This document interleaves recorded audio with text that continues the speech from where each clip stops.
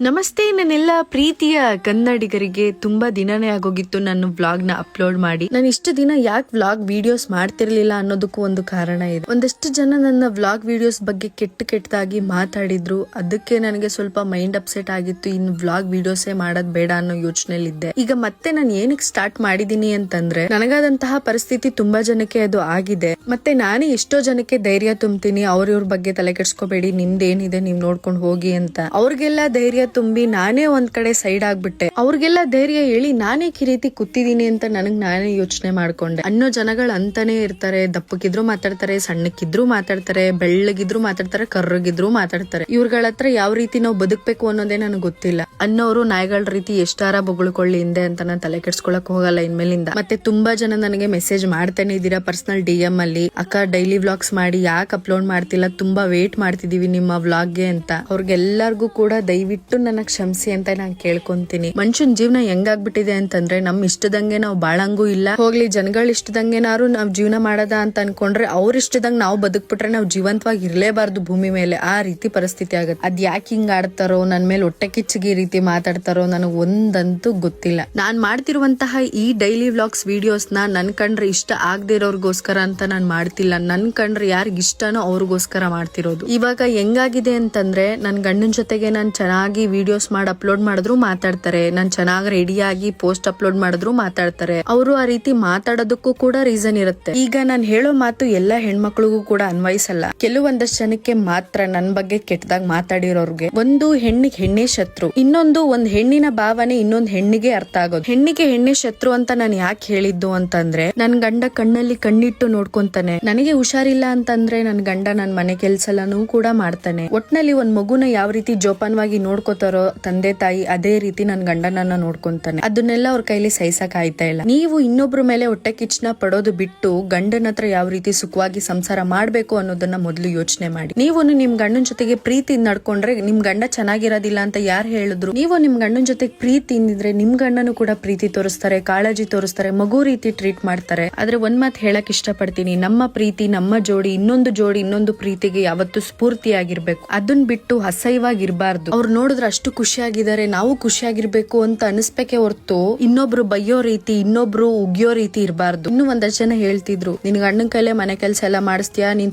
ತಿಂದು ದಪ್ಪ ಆಗಿದ್ಯಾ ಅಂತ. ಹಂಗಿದ್ರೆ ನೀವು ಹುಟ್ಟಾಗಿಂದ ಏನು ತಿಂದೇ ಇಲ್ಲ, ಯಾರಿಗೂ ಸಹಾಯನೇ ಮಾಡಿಲ್ಲ. ನನ್ ಗಂಡ ನಾನ್ ಚೆನ್ನಾಗಿದ್ರು ಮನೆ ಕೆಲಸ ಮಾಡ್ತಾರೆ, ನಾನ್ ಚೆನ್ನಾಗಿಲ್ಲ ಅಂದ್ರೂ ಕೆಲಸ ಮಾಡ್ತಾರೆ. ಅದು ಗಂಡ ಮಾಡುವಂತಹ ಸಹಾಯ ಅಲ್ಲ, ಕರ್ತವ್ಯ ಅನ್ನೋಕ್ಕಿಂತ ಹೆಚ್ಚಾಗಿ ಅದು ಪ್ರೀತಿ. ಅದನ್ನ ನಾನ್ ಪಡ್ಕೊಂಡ್ ಬಂದಿದ್ದೀನಿ ಆ ಪ್ರೀತಿನ. ಅದಕ್ಕೆ ನಾನು ಇಷ್ಟು ಸುಖವಾಗಿರೋದು. ನೀವು ಪಡ್ಕೊಂಡಿದ್ದಿದ್ರೆ ನಿಮ್ ಗಂಡನಿಂದನೂ ಪ್ರೀತಿ ಸಿಗೋದು.